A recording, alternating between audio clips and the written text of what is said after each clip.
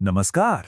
आज हम बात करने वाले हैं एक ऐसी लड़ाई की जो हुई तो थी 200 साल से भी पहले, लेकिन उसका असर, उसकी गूंज आज भी हमारे समाज में सुनाई देती है।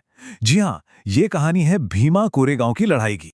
तो सवाल यही है, आखिर 200 साल पुरानी एक लड़ाई आज भी इतनी जरूरी, इतनी विवादास्पद क्यों बनी हुई है?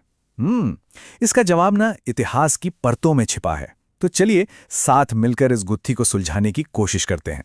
ठीक है, तो इस पूरी कहानी को समझने के लिए हम इसे 5 हिस्सों में देखेंगे। सबसे पहले समझेंगे इसका बैकग्राउंड, पेशवा बनाम अंग्रेज। फिर चलेंगे सीधा 1 जनवरी 1818 यानी लड़ाई के दिन। इसके बाद जानेंगे कि कौन कौन थे लड़ाई के मुख्य पक्ष।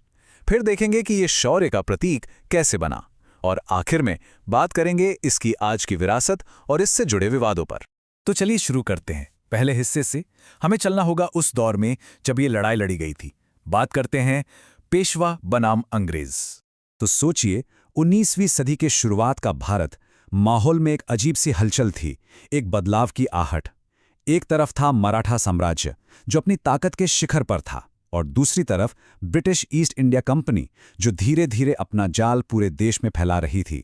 जाहिर है, हवा में तनाव तो था ही, और इसी माहौल में 1817 में शुरू हुआ तीसरा एंग्लो मराठा युद्ध, और इसी युद्ध ने भीमा कोरेगांव की लड़ाई की जमीन तैयार की। अब यहाँ एक बहुत ही दिलचस्प बात समझनी होगी। उस वक्त समाज में ना 2 अलग-अलग दुनियाएं चल रही थीं। एक तरफ था पेशवा शासन, जहाँ जाति व्यवस्था बहुत कठोर थी, कई तरह के सामाजिक बंधन थे। और दूसरी तरफ थी ब्रिटिश ईस्ट इंडिया कंपनी की सेना। वो क्या कर रही थी? वो अलग-अलग समुदायों के लोगों को, जिनमें महार समुदाय भी शामिल था, नौकरी पर रख रही थी। अब सोचिए, सेना की वर्दी में सबको एक जैसा दर्जा मिलता था। ये एक बहुत बड़ी बात थी, और शायद यही वो वजह थी जिसने कुछ समुदायों को पेशवा के खिलाफ जाकर अंग्रेजों का साथ देने के लिए मजबूर किया। तो चलिए अब सीधा चलते हैं उस ऐतिहासिक दिन पर। तारीख थी 1 जनवरी 1818, युद्ध का दिन। लड़ाई का मैदान था पुणे के पास कोरेगांव गांव, भीमा नदी का किनारा। बस एक छोटा सा गांव जो इतिहास के एक बहुत बड़े, बहुत ही अहम संघर्ष का गवाह बनने वाला था।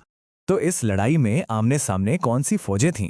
चलिए देखते हैं लड़ाई के मुख्य पक्षों को। देखिए, एक तरफ थी बापू गोखले की कमान में पेशवा की एक विशाल सेना, ज्यादातर घुड़सवार। और इनकी संख्या जानते हैं कितनी थी? करीब करीब 28,000। और दूसरी तरफ कैप्टन फ्रांसिस टॉन्टन की ब्रिटिश कंपनी की एक छोटी सी टुकड़ी, पैदल सैनिक और कुछ तोपें, और इनकी गिनती थी महज 800। और इनमें भी ज्यादातर सैनिक थे महार समुदाय के। 1 मिनट रुककर सोचिए, 28,000 के सामने सिर्फ 800 लोग। यही वो बात है जो इस लड़ाई को इतना असाधारण बना देती है। तो ये महार रेजिमेंट असल में थी क्या? देखिए, ये ब्रिटिश ईस्ट इंडिया कंपनी की सेना की एक पैदल टुकड़ी थी, और इसमें जो ज्यादातर सैनिक थे वो महार समुदाय से आते थे, जो कि ऐतिहासिक रूप से एक शोषित दलित जाति रही है। तो आप समझ सकते हैं, उनके लिए ये लड़ाई सिर्फ एक नौकरी नहीं थी, ये उनके आत्मसम्मान का सवाल था, अपनी पहचान साबित करने का एक बहुत बड़ा मौका था। लड़ाई तो उस दिन खत्म हो गई, लेकिन असल कहानी तो अब शुरू हो रही थी। यहीं से ये घटना एक लड़ाई से कहीं ज्यादा एक प्रतीक बनने की तरफ बढ़ती है। चलिए समझते हैं कि इस शौर्य का प्रतीक आखिर बनी कैसे। ये जो बदलाव आया ना, वो 3 बड़े पड़ावों में हुआ। सबसे पहले क्या हुआ? अंग्रेजों ने अपनी जीत की याद में भीमा कोरेगांव में एक विजय स्तंभ बनवाया और उस पर शहीद सैनिकों के नाम लिखवा दिए। फिर कई दशक बीत गए और साल आया 1927। तब डॉक्टर BR अम्बेडकर वहां पहुंचे। उन्होंने इस लड़ाई को एक नया मतलब दिया, एक नई पहचान दी। उन्होंने इसे जातिगत शोषण के खिलाफ एक महान संघर्ष बताया, और बस यहीं से सब कुछ बदल गया। ये जगह दलितों के लिए एक तीर्थ स्थल बन गई। हर साल लोग यहां आने लगे। ये उनके लिए गौरव, शौर्य और अपने हक की लड़ाई का प्रतीक बन गया। और इसी के साथ हम पहुंचते हैं अपने आखिरी हिस्से पर, इसकी विरासत और इससे जुड़े विवाद। चलिए अब ये देखते हैं कि आज 21वीं सदी में इस घटना को कैसे देखा और समझा जाता है। आज अगर देखें तो भीमा कोरेगांव को लेकर कई अलग अलग नजरिए हैं, और ये अक्सर एक दूसरे से टकराते भी हैं। एक तरफ ये दलित गौरव और जाति के शोषण के खिलाफ लड़ाई का एक बहुत बड़ा प्रतीक है, तो वहीं दूसरी तरफ कुछ लोग इसे ऐसे देखते हैं कि ये तो एक भारतीय राजा पर अंग्रेजों की जीत का जश्न है। कुछ लोग इसे हाशिए पर रखे गए समुदायों के अपने अधिकारों के लिए खड़े होने की एक मिसाल मानते हैं, और इन्हीं अलग अलग मतलबों की वजह से ये आज भी भारत की राजनीति और समाज में एक बड़ी बहस का मुद्दा बना हुआ है। यह हमें दिखाता है कि इतिहास एक ही होता है, पर उसे देखने के, समझने के नजरिए कितने अलग हो सकते हैं, है ना?